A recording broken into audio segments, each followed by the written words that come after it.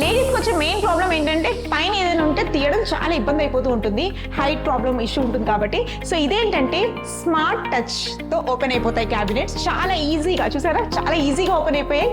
అలాగే soft టచ్తో close అయిపోతాయి.